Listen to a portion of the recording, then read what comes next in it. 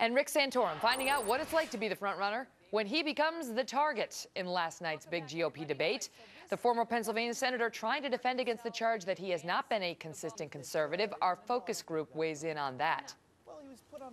Exactly. Yeah. And, you know, there are a lot of people who look at Santorum, such as myself, who you don't have to win the far right of the base, because there's a lot of us who are independents who will vote for Republican this time because of the alternative.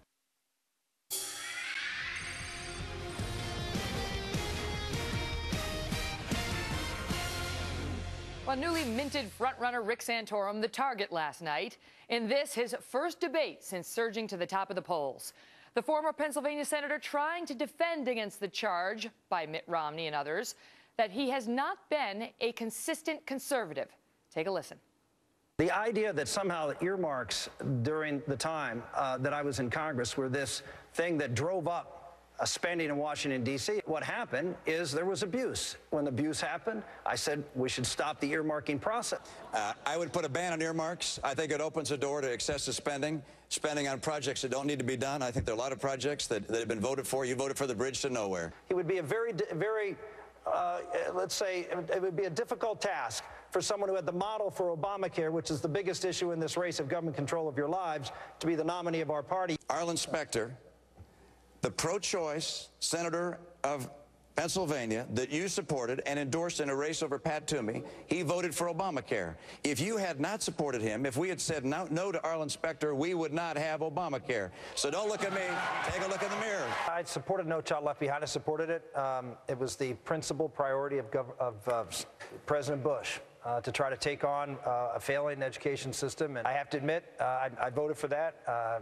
It was against the principles I believed in, but you know, when you're part of the team, sometimes you take one for the team for the leader, and I made a mistake. You know, politics is a team sport, folks, and sometimes you gotta rally together and do something. And in this case, you know, I thought testing was and finding out how bad the problem wasn't a bad idea. Let's bring in our focus group. These are all Republican voters who are trying to decide who they will support in this contest. Welcome back, everybody. All right, so the question in the papers today is whether Santorum got it done. He's the new front runner. Did he maintain the status? Did he hurt himself? Did he advance the ball? Kyle Harrington, let me start with you. I mean, look, last night was center stage for Santorum. It looked like, you know, it was a Romney-Santorum debate. And I believe that, you know, no, I don't think he got it done last night. Why not? Well, he was put on the spot with a lot of things that I think the American public became aware of that are not necessarily fiscally conservative. And I think he needs to be careful also with moving toward social issues and staying on point with respect to the economy, jobs. And it seems that's where you want him to be, economy jobs. I want him to be economy jobs. Adam Geller, do you agree? You remember the days in the early parts of the debate where he was all the way on the stage going, "What about me? Ask me a question." He got what he wished for, and what I think we saw last night, he wasn't ready for it. Why not? He wasn't ready for the heat. Why? What about his answers? I don't think he was prepared to take on all of this scrutiny about, you know, supporting Arlen Specter. I mean, all the great points that Mitt Romney brought up. I thought Mitt Romney had a brilliant He said we needed debate. Specter in the Senate because we were going to have 3 Supreme Court vacancies, and he was chairman of the Judiciary Committee, and we needed somebody. He got lost in the weeds because he was defending, going into details about that, and earmarks and all this other stuff. Yeah. Dee Dee Benke? That's not good He's like, I couldn't even get the words out. Nerve-wracking up there. Couldn't even get the words out there. And Mitt Romney was great. A presidential timber. He was like an oak. And Rick Santorum was... you have a little crush on Romney, don't you? Rick Santorum, well, look at the crew. I mean, at the Fantastic Four, he'd be the one to have the crush on. I mean, you know, he is like central casting. He is the oak tree, where Rick Santorum is sort of like the funny-looking rubber tree over here. Mary Walter still thinks that Ron Paul is the oak tree. She's got the love affair going with him. No, that's like Charlie Brown's Christmas tree. That's what Ron Paul's like. We did not show what Ron Paul said in response to Santorum saying, well, politics is a team. You know, sometimes you got to take it for the team. And I thought he knocked it out of the park. He said he hit really hard. Explain why that is so objectionable, what Santorum said to you. Why? Because I don't want someone to necessarily play politics. I think we've had enough of that. And what did Ron Paul say? Ron Paul said, well, I took an oath to an office, not an oath to a party. Okay, that's nice in theory, but as a political matter, is it reality? Tracy Davis, is it reality? Or don't we see politicians making compromises all the time. I think that it was that he got completely exposed, and it was a complete game changer for him because it made him seem so inside Washington, making that deal with Specter for him to make the votes with the judge. And when he started backtracking and explaining things, and No Child Left Behind, and when he was talking about, well, then I put in another bill that would counter the one that I signed, and the taking it for the team. Steve Sohm, go ahead. And there was, he's a United States senator. He's a quintessential Washington insider. And that's what separates him from Mitt Romney. Mitt Romney is a governor. He has to make decisions. He has to govern. And everything he does is for betterment of his residents. But did Mitt Romney look presidential? Yes. We have one clip teed up. There was a political write-up today that talked about how he seemed nasty at times and almost petty. Yes. Just look at this one clip. Well, he did. Yes, Governor, you balanced the budget for 4 years. You have a constitutional requirement to balance the budget in 4 years. No great shakes. I'm all for it. I'd like to see it federally, but don't go around bragging about something you have to do. Michael Dukakis balanced the budget for 10 years. Does that make him qualified to be president of the United States? I don't think so. What was with the body language and the clapping in the middle? You know, I mean, I haven't seen him do that before at a debate. Go ahead, Steve. He's appealing to the Republican hardcore base. And the more he does that, the more he alienates independent voters. Romney. And, no, I'm talking about Santorum. And it's going to be very difficult for Rick Santorum in a general election to move back to the center.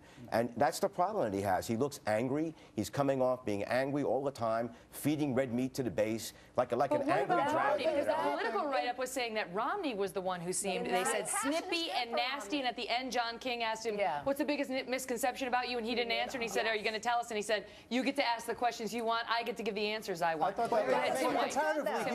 Comparatively, he looked okay next to Rick Santorum. Rick Santorum is one of the most self-righteous, pious people on the planet, and to have him forced to admit that he voted for some bad bills and had to play politics a little bit, it ate him up inside and made him look really bad. So comparatively, Romney won. He looked better. And I think Romney did a great job last night exposing Rick Santorum for a lot of the policies that he put in place. Do you think, as a result of this, David Selig, that Rick Santorum will lose the frontrunner status? Yes. Well, I think Rick Santorum and Mitt Romney really showed themselves to be very adroit and skillful politicians, but what we need is a statesman. Much like a Ronald Reagan or a Newt Gingrich. And I would say that this Gingrich juggernaut is just going to take the nation by storm at this point. You think so? I mean, does anybody here believe that Newt did himself, you know, significant good last night? I do. You do? I think that the way that he was calm, and it sort of got rid of that angry, weird image he had, and I think it's sort of like a launching point because he's going to get a lot of money, and he has his aims for. Newt is definitely getting money. Sheldon. Well, he's getting money from somebody other than Sheldon. Do we all want to know Sheldon and become good friends with him? Yes. I just want to make that clear. Kelsey, what did you think? I think watching Newt is like watching a Bela Lugosi movie. Like, he can pretend to be friendly at times, but you know at the end his teeth are going to come out, and he's just going to get extremely. He acted well. Is this a testament to Santorum? It's not. Actually, Santorum was exposed last night more so for Title X.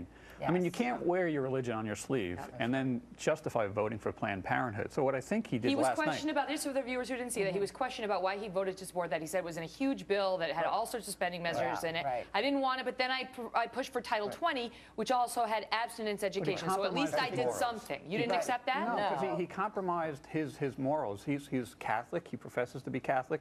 Abortion is an intrinsic evil. How can you compromise on something like that? So he's asking people. But if you feel that way, like Dee Dee Banky, so you're jumping on that bandwagon. But Mitt Romney has taken so much heat for reversing himself on the issue of choice and life and so on. Here's the thing. Being a DC insider is toxic. You cannot have that. Mitt Romney is the only one now that is the DC outsider as a governor. Okay, but that's a different point. That's a different point. If you're going to go after Santorum from compromising on principle, then what about Romney, who has flip-flopped on several big issues? Steve Sohm, go ahead. Because Romney has to govern. He has to make decisions as a governor every day.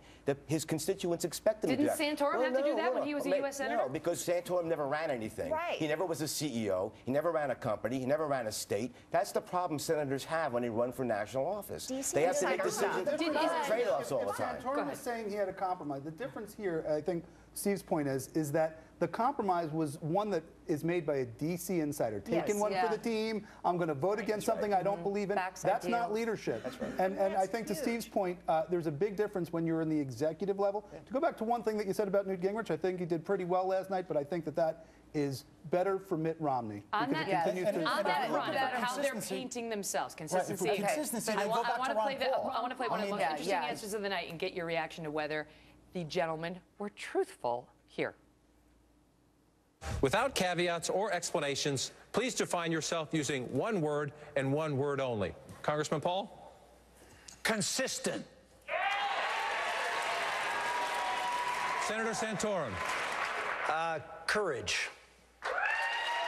Governor? Resolute. Mr. Speaker? Cheerful.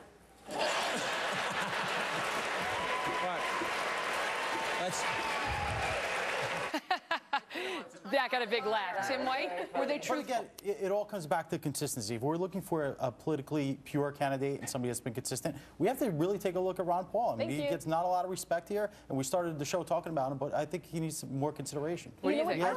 He believes the biggest misconception about him is that he can't win. Exactly. And, you know, there are a lot of people who look at Santorum, such as myself, who you don't have to win the far right of the base, because there's a lot of us who are independents who will vote for Republican this time because of the alternative. And, you know, these other guys, these other three, if Ron Paul does not get in, the other three have to win us over at this point. And we're sitting out there and let me just ask you, raise your hand. You think Mitt Romney really is resolute? I do. What do you really think that Newt Gingrich is cheerful? Do you think so? David Selig? Depends on his strong side. It depends on the night. I would like to tell your viewing audience that, you know, we really have to win this election, and you have to look where the real support for either Santorum or Mitt Romney is coming from, and it is not from this party. So let's... You have